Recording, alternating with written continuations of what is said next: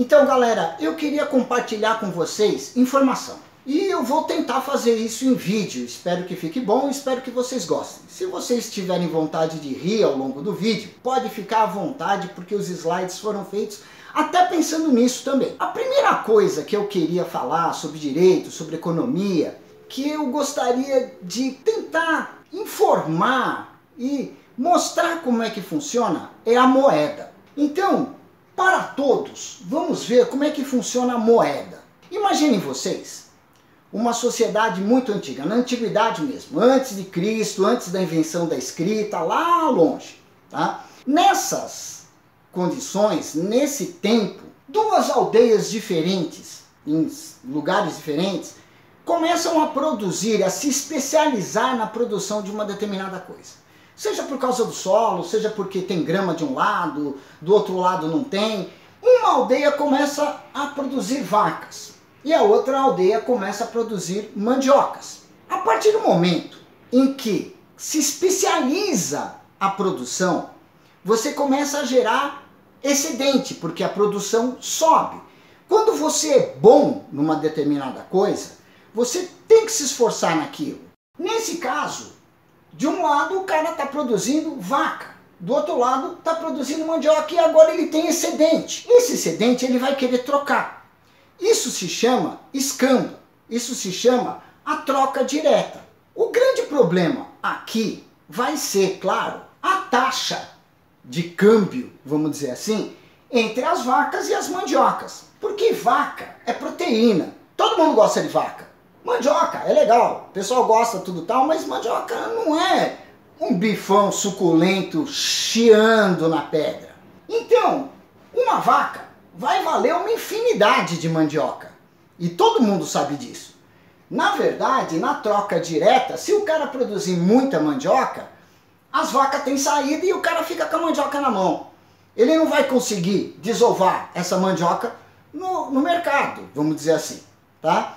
Então vejam, aqui nós já temos um primeiro ponto, na verdade, de economia, que se chama a especialização da produção. Quando a propriedade coletiva, porque na aldeia a propriedade era coletiva, ela começa a se transformar numa sociedade, numa propriedade privada, começa a acontecer uma série de coisas. A primeira delas é que existe um incentivo à produção.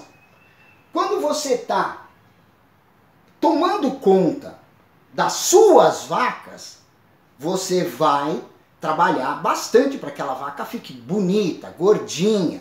Você vai trabalhar bastante, por exemplo, na mandioca para que ela fique grande, gorda, suculenta, mandioca, tá? Isso que possibilita o comércio começa a gerar riquezas. Por quê? De um lado, quem não tinha mandioca tem mandioca, quem não tinha vaca tem vaca. Então você começa a ter acesso a mais produtos, isso é riqueza, maior produção. Quando a propriedade é coletiva, na verdade ninguém cuida. Ou não cuida com tanto afinco. Né? A gente costuma dizer, o cão que tem muito dono morre de fome. O porco só engorda no olho do dono. Mas aqui começa a haver um interesse maior, a gente vai começar a perceber um interesse maior pelas vacas do que pelas mandiocas.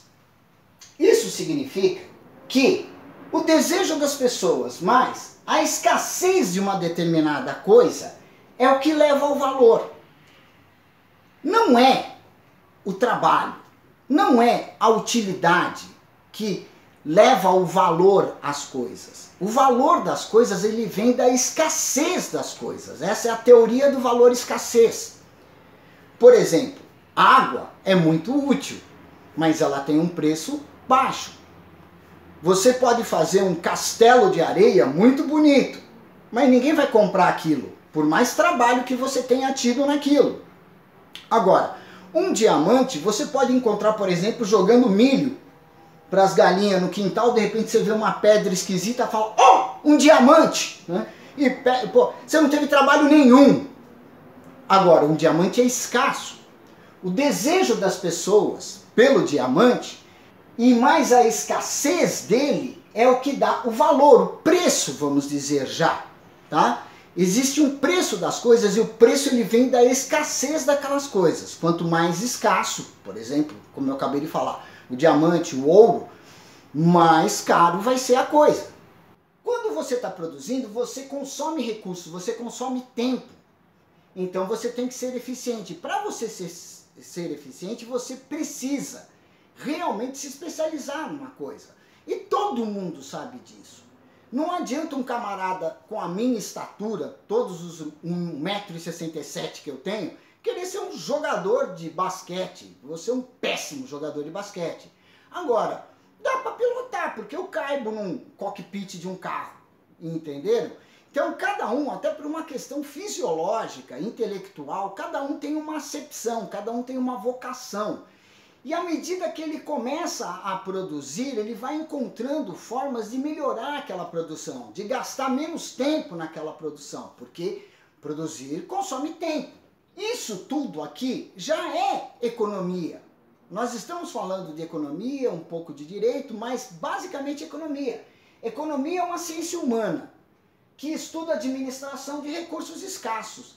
Essa é uma definição simples e a melhor delas, que você pode despencar uma tonelada de livros de economia, você vai ver em quase todos eles isso. Economia é uma ciência humana que estuda a administração de recursos escassos. A partir do momento, entretanto, que nós estávamos lá falando do escambo, vamos trocar milho por peixe, por exemplo, tá? O problema do escambo é que tem que haver uma dupla coincidência de desejos.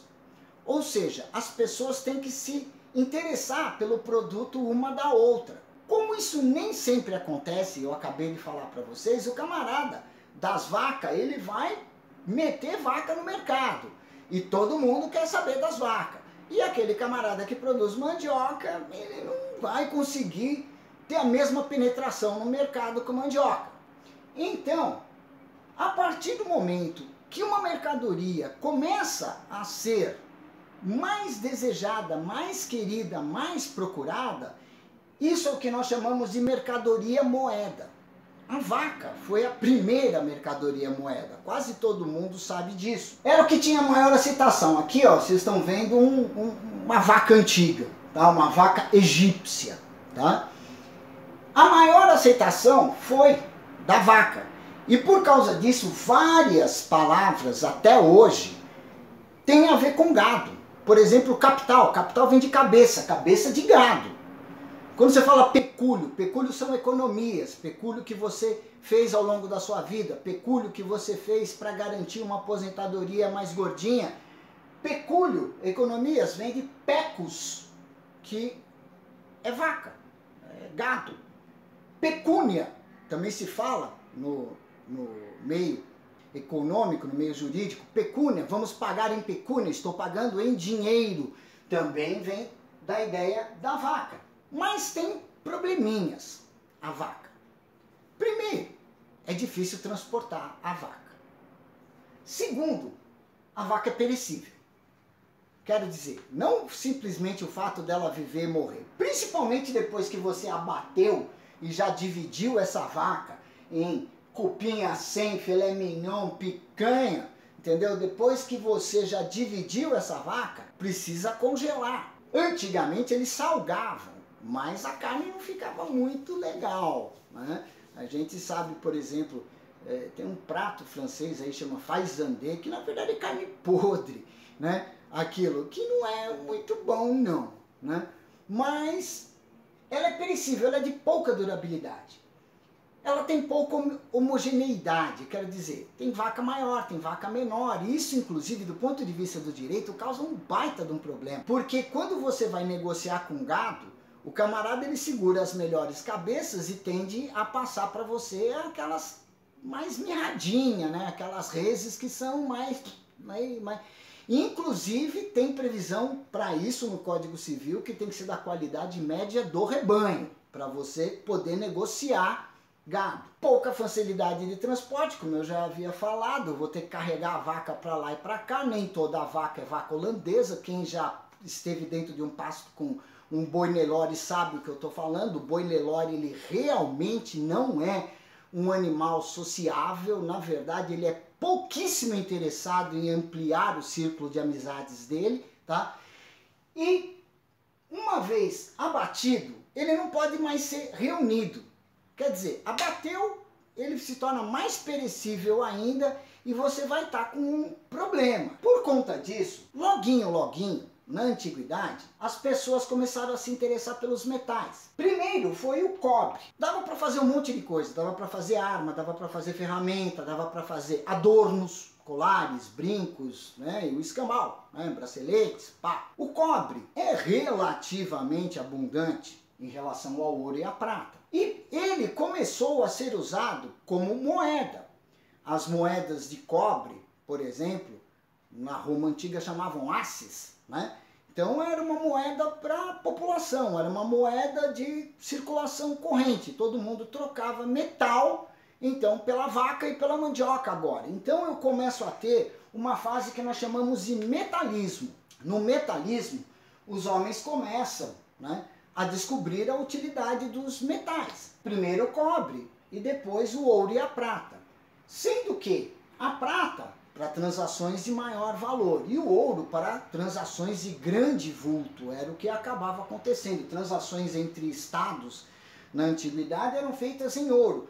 O povo usava o cobre e alguma prata. A partir do momento que se introduziu a moeda numa sociedade, por incrível que pareça, começa a subir a produção. O ser humano tem duas coisas que você pode contar nele: ganância e ócio. Existem pessoas que têm ócio antes da ganância. Então esse camarada ele vai pela lei do mínimo esforço. Um outro tipo de pessoa já tem mais a ganância em cima do ócio. Esse camarada ele vai fazer muita força para conseguir moeda, para conseguir acumular metal, para conseguir uma reserva portentosa de moeda. Então a partir do momento, e esse foi um estudo realizado inclusive com tribos mesmo na Oceania, na África, a partir do momento que você introduz moeda numa determinada sociedade fechada, numa aldeia, a produção dela dispara, porque as pessoas correm atrás de moeda. No Egito, em 1000 a.C., e essa é uma moeda egípcia, um boi valia cerca de 4,5 kg de cobre. Agora, claro, ele iria valer uma quantidade bem menor de ouro, por exemplo, 100 gramas de ouro compraria um boi. Aqui você já começa a ter o câmbio entre os metais e o câmbio entre as moedas. A partir do momento em que você começa a usar o metal como moeda, já surgem as 4 funções da moeda, que eu acabei de falar, na verdade. Primeiro, é um instrumento de troca. Você troca moeda, basicamente aquilo era uma mercadoria, era gado, hoje é metal, eu troco moeda por uma outra mercadoria. E é uma mercadoria, a moeda, que é aceita por todos. Então, 2 coisas tem que haver na moeda. Ela tem que ser escassa, para ela ter valor, e todo mundo tem que aceitar. Todo mundo aceitava o ouro, todo mundo aceitava a prata, todo mundo aceitava as moedas de cobre. Ela é um meio de pagamento. Quando eu estou falando pagamento, eu estou falando se livrar de obrigação, se livrar de dívida. Meio de pagamento aqui já é uma ótica jurídica. Aqui eu tenho 2 óticas. Aqui é uma ótica econômica, aqui é uma ótica jurídica. Um instrumento de troca eu estou vendo pela ótica econômica. O meio de pagamento eu estou vendo pela ótica jurídica. Eu estou me livrando de obrigações. Quando eu tenho uma dívida, eu dou moeda, eu pago aquela dívida. Ela é uma reserva de valor. Isso significa o quê? Você pode acumular moeda.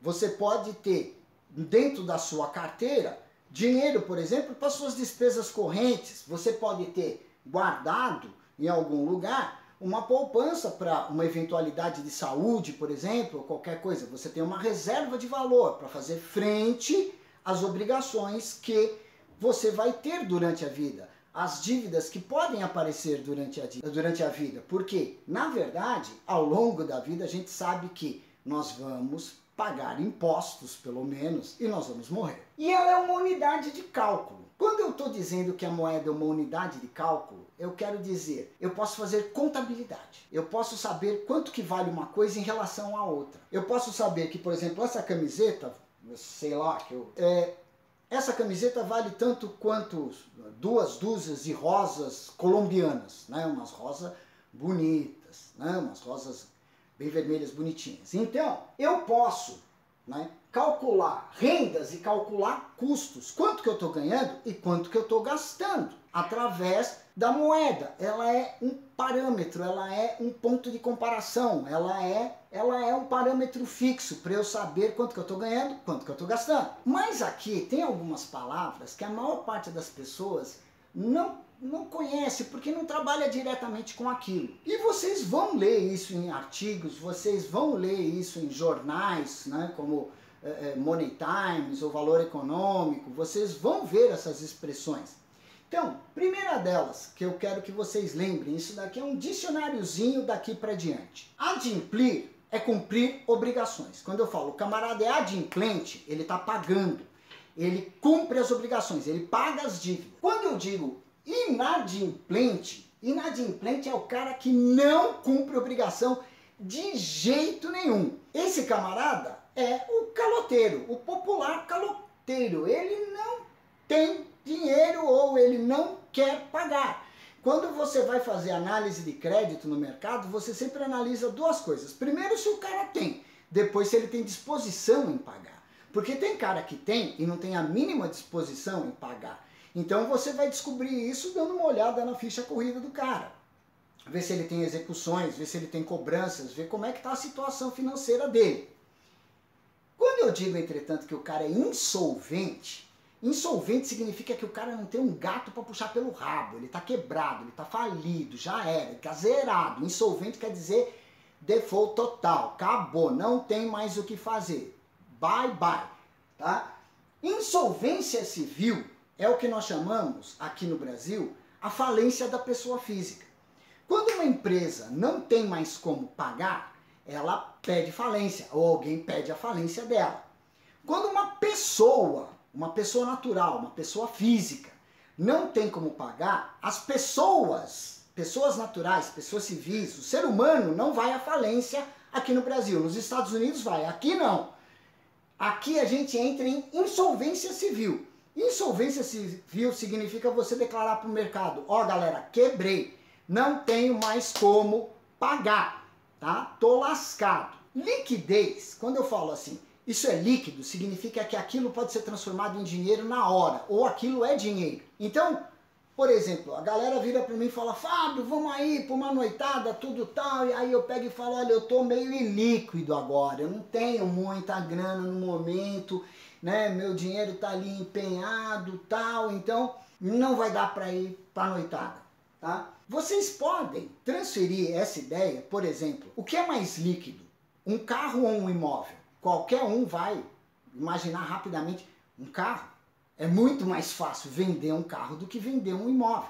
Então o carro é mais líquido. Você vai pensar, por exemplo, o que é mais líquido? Dólar ou títulos do tesouro? O dólar é mais líquido. Dólar você vende rapidamente na hora. Títulos do tesouro, embora tenha uma grande procura por títulos do tesouro, você vai ter que aguardar um determinado tempo, cumprir determinadas obrigações para conseguir vender um título do governo. Então, as várias coisas que existem no mercado, elas se diferenciam também por essa questão de liquidez. Algumas coisas são mais líquidas, outras não. E líquido, então, quer dizer quem não tem dinheiro no momento, mas que pode vir a tê-lo no futuro. Então, vejam só, no mercado, quando a gente fala o camarada inadimplente, geralmente nós estamos falando que ele não cumpriu um contrato específico. Ele está inadimplente com esse contrato. Ou ele está inadimplente com vários contratos. Mas aí nós estamos falando de dívidas específicas. Quando eu falo que o cara é insolvente, quer dizer que o cara quebrou. E quando eu falo que o camarada está ilíquido, quer dizer que ele pode vir a ter dinheiro no futuro, mas que agora ele não tem como pagar. A moeda, como reserva de valor, ela é estoque de poder de compra. Esse é um ponto importante que eu quero destacar para vocês, porque durante muito tempo, a maior parte da minha geração viveu num ambiente em que a moeda não valia nada.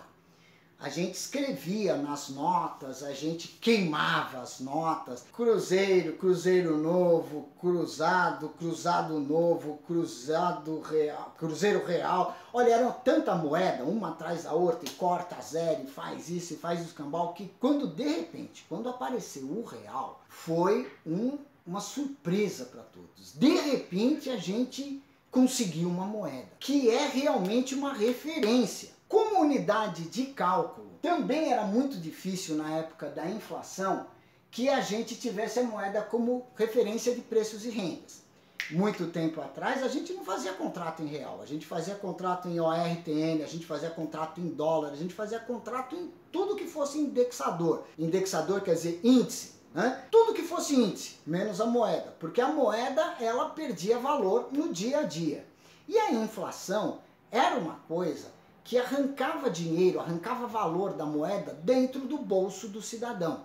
E isso era horrível. Então tenho para vocês, moeda é uma coisa que tem 4 funções. Ela é reserva de valor, ela é unidade de cálculo, ela é meio de pagamento e ela é principalmente instrumento de troca, tá? Isso, o real cumpre essas funções. Esse vídeo eu vou terminando por aqui. Vocês vão, no próximo vídeo, ouvir falar então sobre os bancos, quando eu vou introduzir o que significa banco. Mas eu espero que vocês tenham entendido desde já o que significa moeda. Moeda basicamente é uma mercadoria. Ela tem que ser escassa, ela tem que ser aceita por todos e ela tem que cumprir 4 funções, como eu acabei de falar. Instrumento de troca, meio de pagamento, reserva de valor e unidade de cálculo. Até o próximo vídeo, galera!